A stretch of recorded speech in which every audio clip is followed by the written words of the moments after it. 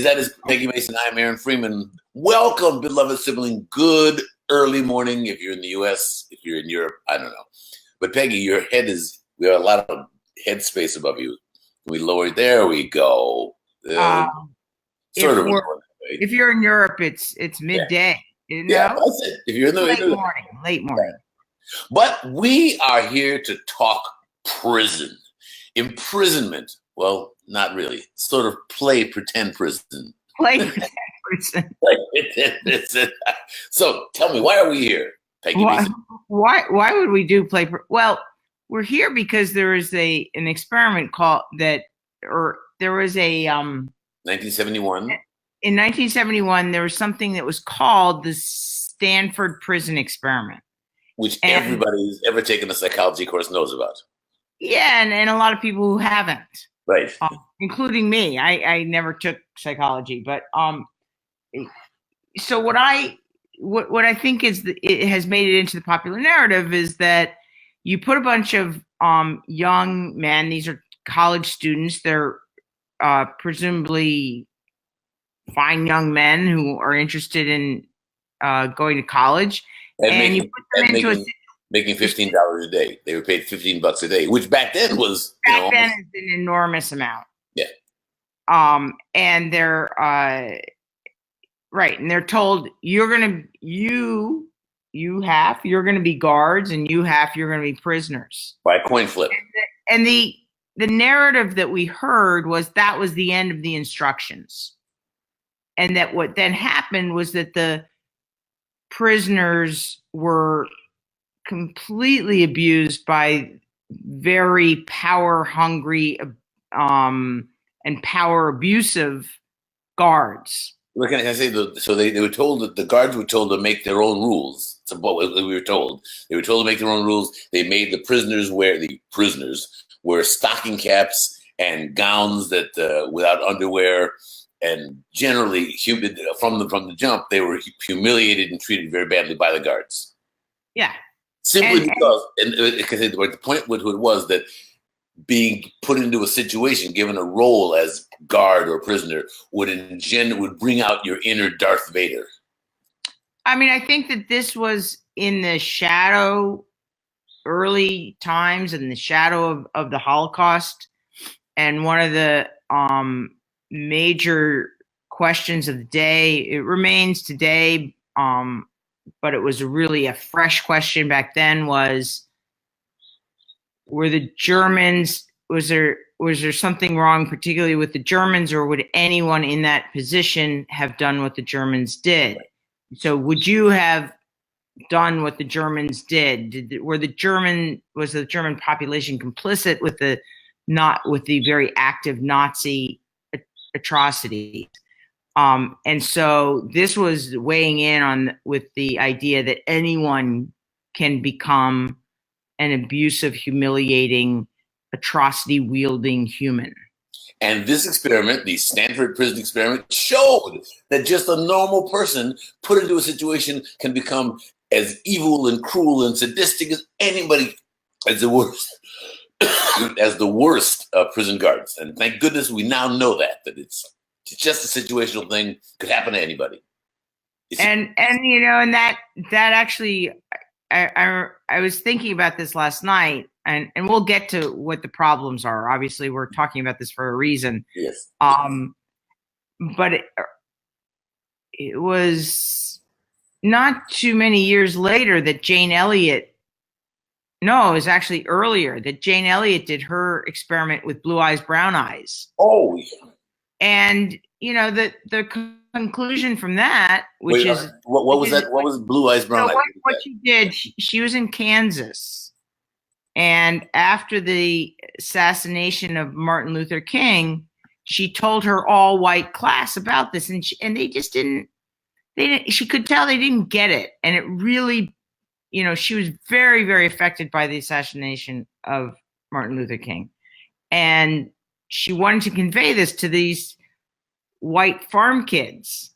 And so what she did was one day she told them, I'm going to divide you up, and you're going to be, the blue eyes are going to be on top today. The blue eyes are better and the brown eyes are not are worse. And she seeded it, but they got totally into it from both sides. The blue eyes would diss the brown eyes. The brown eyes started to feel bad about themselves. And then the next day she would reverse it and they would reverse. So even knowing, completely knowing, and she said, you're going to reverse positions. It wouldn't matter. They would do this. And this has been replicated across different schools and actually in management groups. So the Jane Elliott group still does these workshops. Is it unfair to say that the phenomenon that we, our generation, observed in Abu Ghraib is not massively dissimilar to what Jane, what's her name? I'm sorry.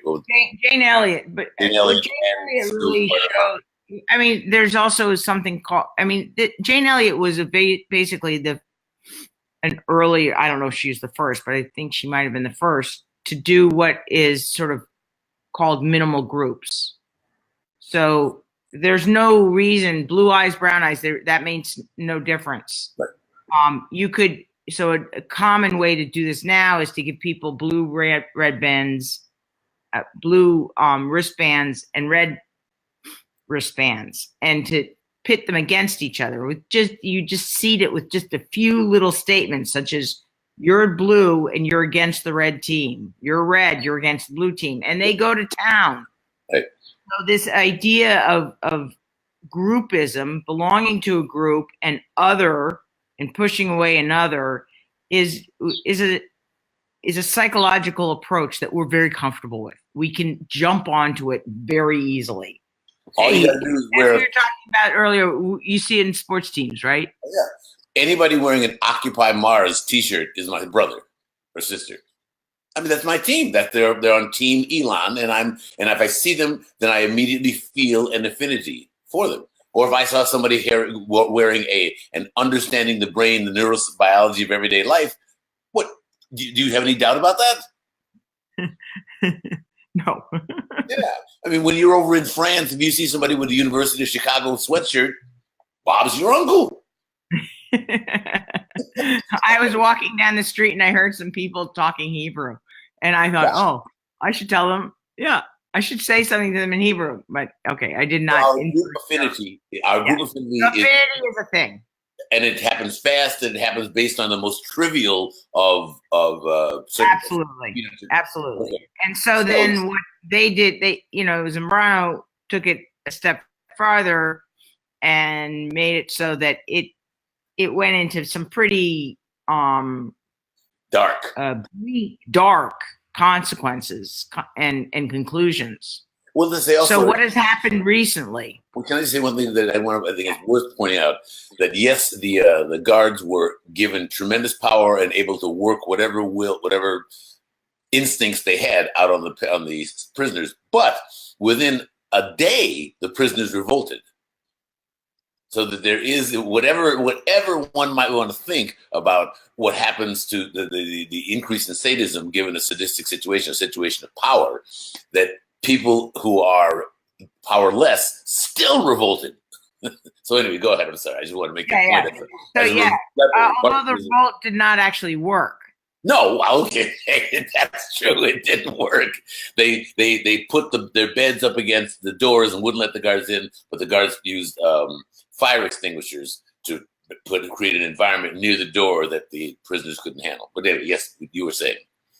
So why are we talking about this today? Yes, what's good new? question. What's new, Aaron? Oh, I know. In fact, this is a really, really, really, I think, important point. Because Philip Zimbardo, who ran the experiment, is a good, honorable scientist, he released his notes.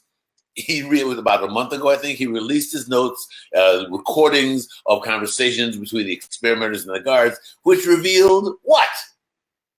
Which revealed that he had, it was not the situation where he just said, your guards and your prisoners go at it, do whatever your instincts tell you to do. He instructed them very closely on how he wanted the guards to act. Now, in Dr. Zimbardo's defense, he says there was a recording of instructions to one guard who was not doing anything at all. And this guard was told, "We need you to be a tough guard." So Zimbardo says he only told one. So the recordings show that he had his fingers in this. Yes. He was altering it. He was the warden. He played warden, didn't he? He played warden. Yeah. He played warden, and so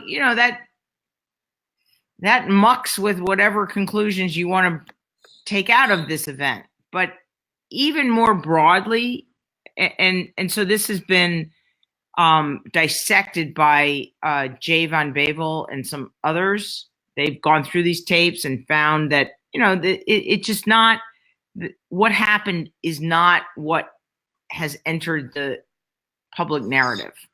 It's way more directed than that.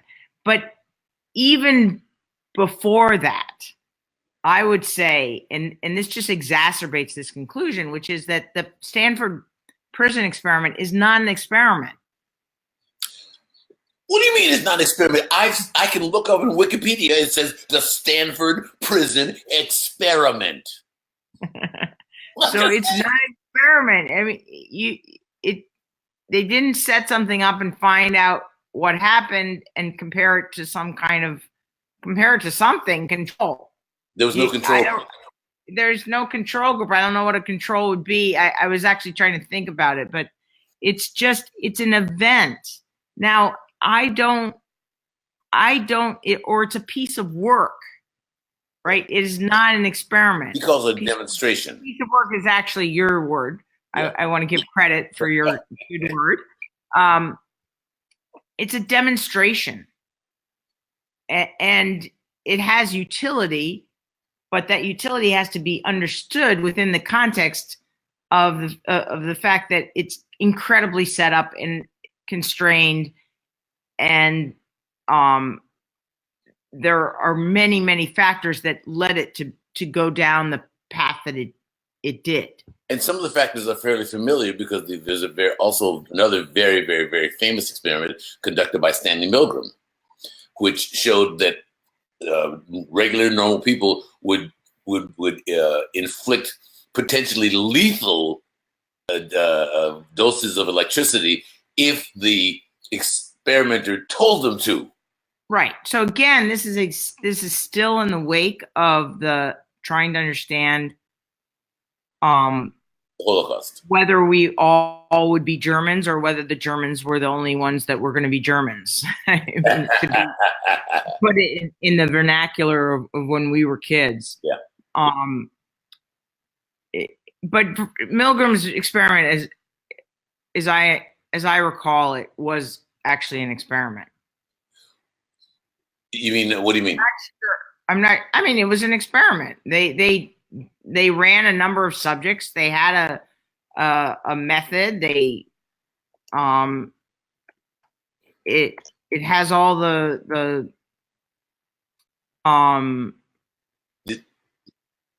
Did Milgram have a control group? That's what I was just looking up. I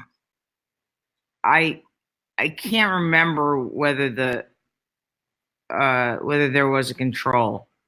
But let me say, what I get, well, okay, so first of all, I'm just curious, what do you get from this? So, okay, so now we have this Stanford Prison Experiment. Right. And everybody knows about it. It's incredibly famous. The whole world knows. We've learned things from this. We've taken lessons from this about how vulnerable we are. But so now that we learn that this did not happen spontaneously, that the cruelty did not erupt, but was directed, how should we think about the demonstration? How does this change your thinking? Well, I think that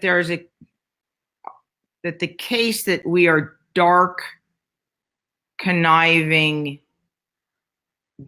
eat me or I eat you animals is overblown, and that this very much contributed to that dog eat dog view of the natural life of animals, including humans. I don't think that that's right. I actually agree much more with the work of Franz de Waal. I knew you were going to say that. I knew you were going to say that. I knew you were going to say that. That's right.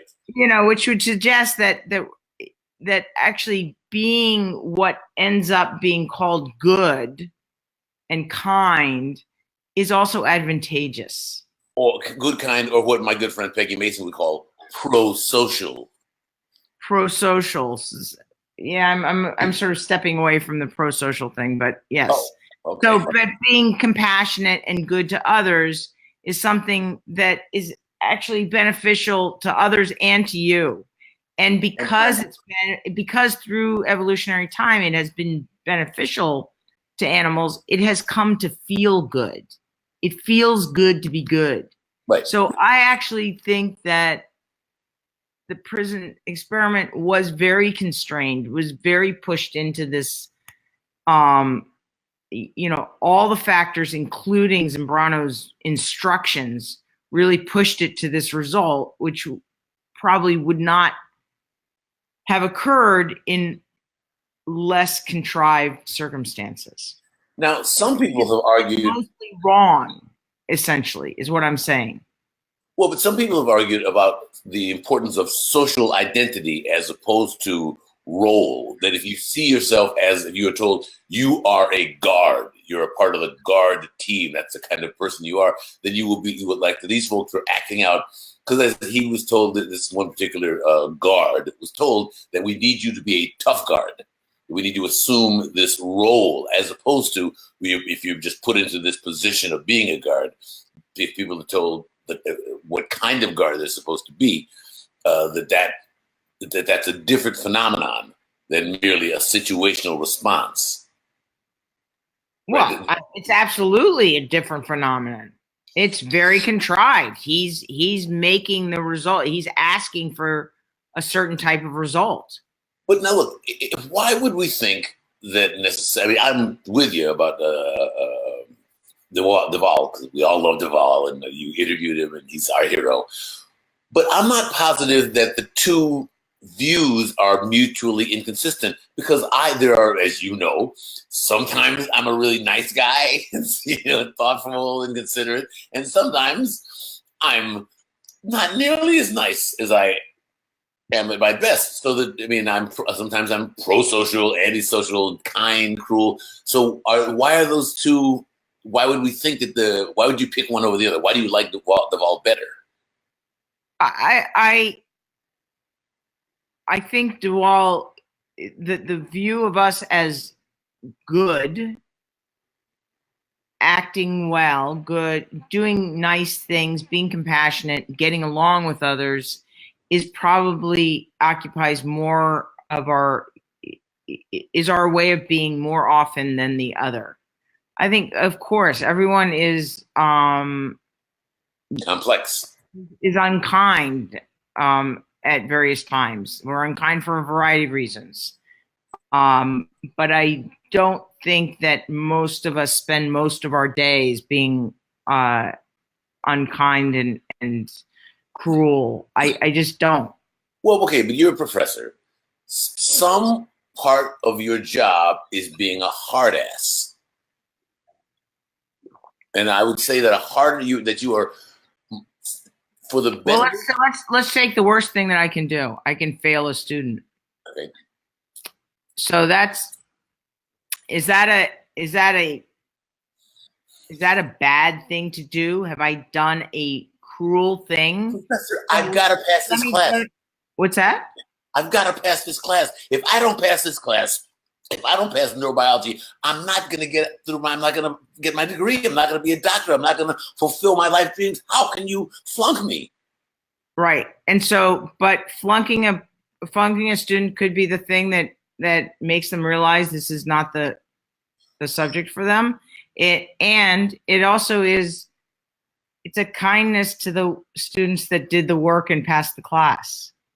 If everyone passes, then it undermines the meaning of passing. So, but if you pass automatically, even if you fail, then those who have passed, then I've done it. If I passed a student who actually failed, I've done an unkindness to students that actually did pass. But so there's no absolutes when it comes to are you doing a good thing or a bad thing. Well, but let me say, I'm gonna say that you do have to harden your heart to the plea of someone who really needs and wants to pass them, and you don't you have to harden your heart? I don't. I will say that the thing I enjoy the least about teaching is grading. But luckily, most of the time I don't have to do it. So, but one thing that I really get out of this whole Zimbardo thing is the fact that he did release the notes. And it's a phenomenon that we've talked about before, how in the current world, good science, good, honorable, truthful science can make science overall look bad. That we've talked about how the scientists now who question peer review can call into question the whole edifice of scientific rigor and fact checking that we non-scientists come to think of as infallible, as the best, and so I says, to me, this looks like really good science making science look bad. I don't think that's really good science. I think that's just an openness, and it's a very appropriate openness, and it's Zimbardo sees it differently, and he's totally entitled to that. I applaud him for releasing the tapes. I also happen to agree with von Bavel that that the experiment's not as it was presented. So for me, one of the other things I hadn't really, up until like 5 minutes before we had this conversation, well, that's not true, but I hadn't thought before recently that it was, I hadn't understood that it wasn't really an experiment. Yeah, it's not an experiment. It's not an experiment. And I just don't, I want to say that there are plenty of things that are not experiments that are influential, and rightly so. Right? So, I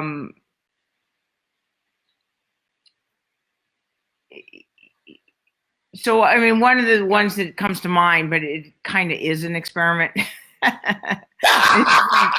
when Philip Kunz mailed out 568 Christmas cards to people randomly in the phone book, and he got some ridiculous portion back. So these are people he didn't know, and he says, Merry Christmas to you, in a long letter about the family, and he got back ones that said, oh, we'd love to come see you this year, blah blah blah blah blah. So this idea that reciprocity, that if you give me something, I am totally going to feel beholden to you to give you something back, it went from that demonstration.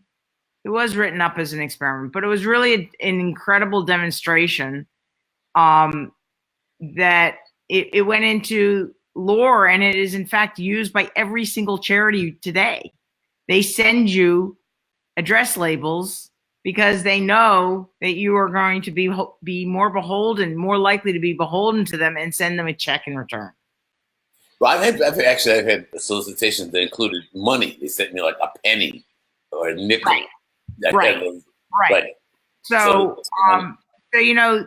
these demonstrations are not without their merit, and not without their being informative. So, but they're not experiments, and the prison, the Stanford Prison demonstration was not just not an experiment, but it was also more contrived than they let on. But so the conclusions have to be amended. And when you make a point, and I said that this shows you how, I'm not sure I said this on the air, but this whole little soap opera is an example of how science works. And you were saying science about how it shouldn't work, but it doesn't work like this very often. But scientists, I want to say, as you know way better than I, are humans, and they are prey to the full. And that's what I said. This reveals the fact that there was a thumb on the scale of the demonstration. Reminds me that science, that is how science actually works. It is done by these flawed human beings who have their own agendas, right. and they're not trying to be bad. I'm sure that Zimbardo, he to this day believes in his work. He has no, he's not lying. Right. And he never felt that he had anything to hide because he released all this stuff. So it's a complicated human story, but from a science point of view, it's good that we now have more information and we now know that it was not quite as